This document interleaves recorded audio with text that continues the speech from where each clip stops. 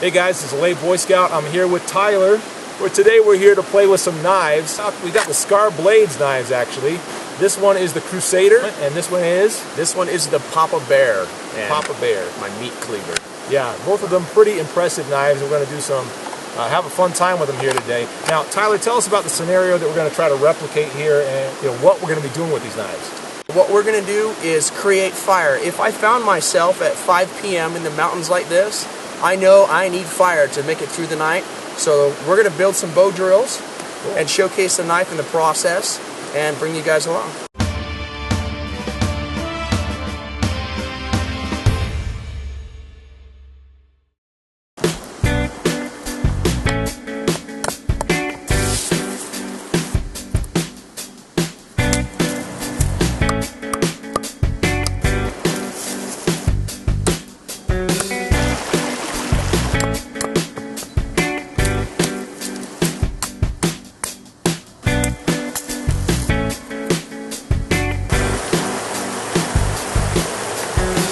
Alright, so I got the pieces and parts of the bow drill here. This is going to be my bow. I'll chop it down. This is some green, semi-bendy stick. Thick. A couple inches thick with just a little bit of a curve. I like it more straight than this, but this works. Okay, this is the nesting material I picked earlier. We're going to process it a little more. This is some 550 cord. Have it in your backpack. Take it off your shoes. Have it in a bracelet. There you go. I left my credentials home, I'm sorry. And these are all options on the spindle itself. I'm looking at this section right here for spindle. I grabbed this from a fire pit as we were walking up. Yeah, I'm not going to find a perfectly cut log, but it speeds my time up.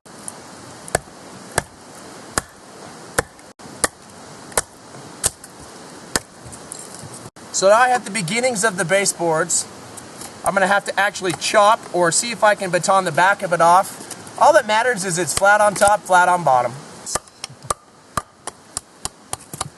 Basically what I'm looking for, these little ridges here. And I just chop them at a bit of an angle until I take them out. Now I've got much more straight baseboard. Wow. If I could hit straight, that'd be nice.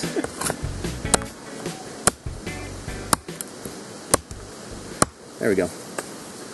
Measure it about my arm length-ish. That was one chop. Beautiful. A little shorter than I wanted, but whatever. I'm going to put notches in it to hold the string. And as you can see, if you choke high on this blade, it almost works like an ulu. It's great. Now I need a spindle. You need to cut it straight. You're not going to get anything perfectly straight. What this means is I need to chop all that off. Now, I know I can bring a Bic lighter, but let's say I broke it, or I lost it, or I forgot. I don't lose the knowledge of how to make a bow drill. I don't leave it home. My knowledge doesn't get wet and stop working. I always have it with me.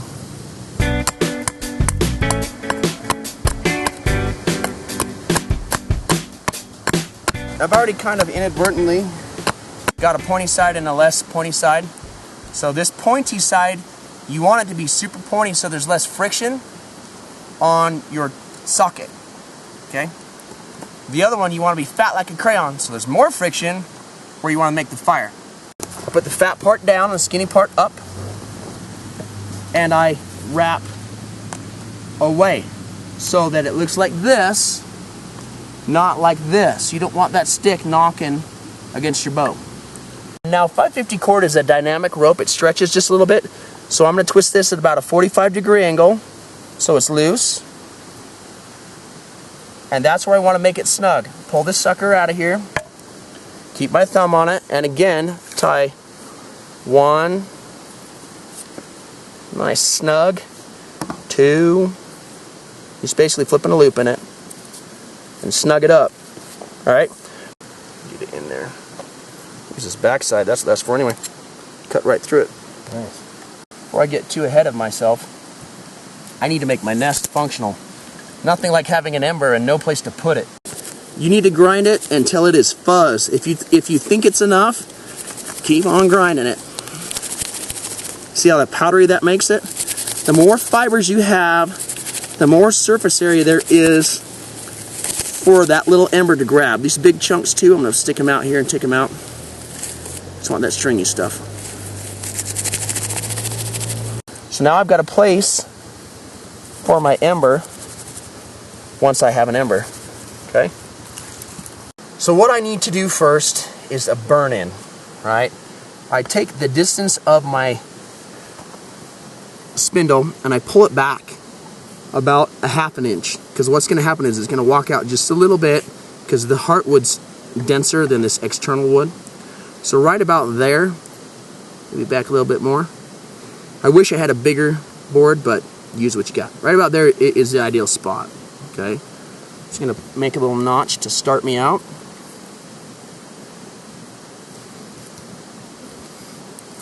Then we start the burn-in process. This is what's going to hold my ember, which I'll transfer to there. So it's all set up. But first I got to get the burn-in.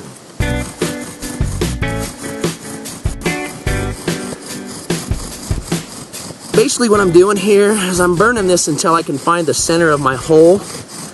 And then I'm going to cut to that center hole and create a little 1/8 of a pie shape that will hold all of my powder as it builds up.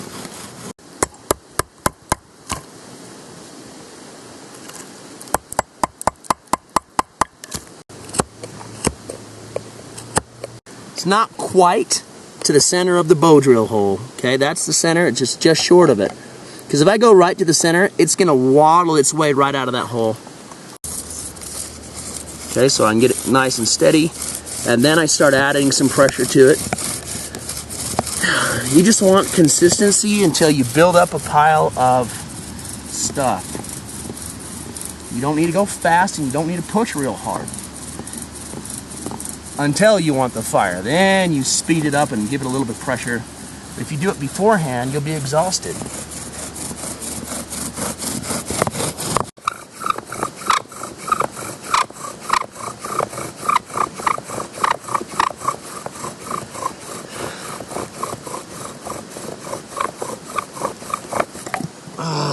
Dude. All right, Tyler, as you're working on this, have you found any downsides to having the back of that blade sharpened? Yeah, I kind of like split my pinky open. Now it's got a place, a time and a place. I personally don't ever like blades on the back of a knife. Okay. I don't mind it if it's the first bit because it's good for defense and it's a secondary blade. But as I was whacking it, I come up and just nicked my pinky. Okay. So, man, it happens. Let's catch this thing on fire before we get drenched. That would be nice. Before we need a fire.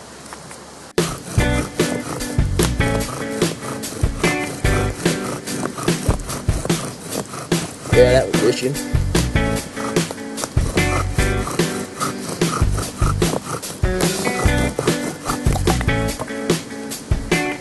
Come on. Let's do this.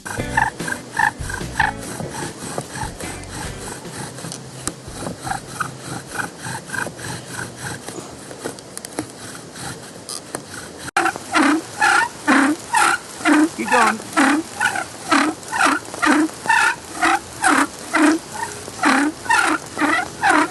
Okay, big strokes.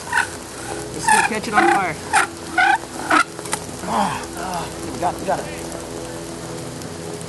You can see it glowing. This is the key. You gotta let it air itself out and give it hand blowing until it looks like that. I'm not so sure after that rainstorm that we're gonna get this started, but I'm really gonna work hard on it.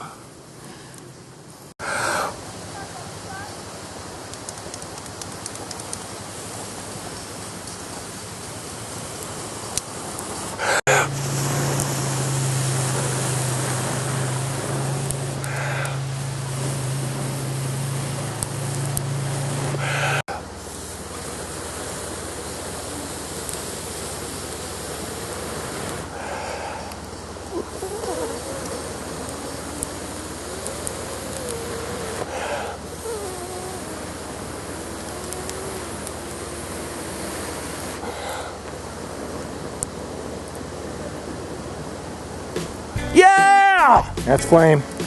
All right, we had flame. Tyler, tell us. And let it die. Yeah. Tell us about the knives we used today. We used 2 knives, okay? We used this outstanding Scar Blades. Papa Bear. Designed by John Luthi. Created by KC at Scar Blades.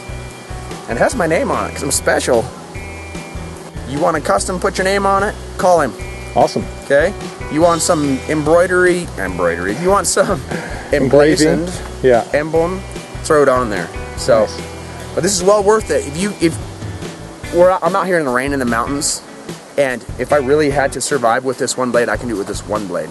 We also use, where's your blade at? Here it is. Late Boy Scout Edition, Scar Blades Crusader, correct? Correct. I'm trying to call the wrong thing. Which was great at close-up whittling. It was a very controllable knife. You can't really go wrong with either of these. Additions, I would suggest, socket right there in the dead center of the handle, so it's easy to support the weight. Don't put them in the back. I learned this the hard way. Move them to the forward. Everything can use improvements. Everybody's got their ideas.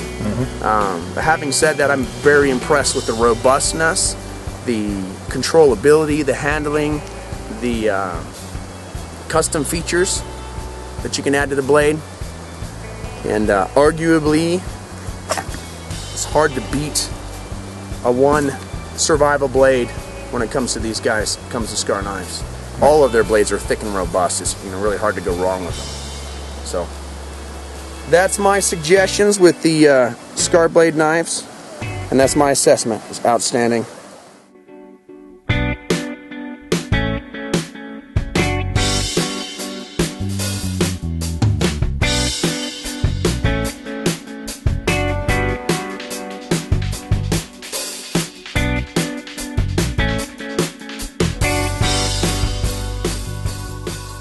Take a second and look at the sheath that you get with your SCHF 9 from Trade.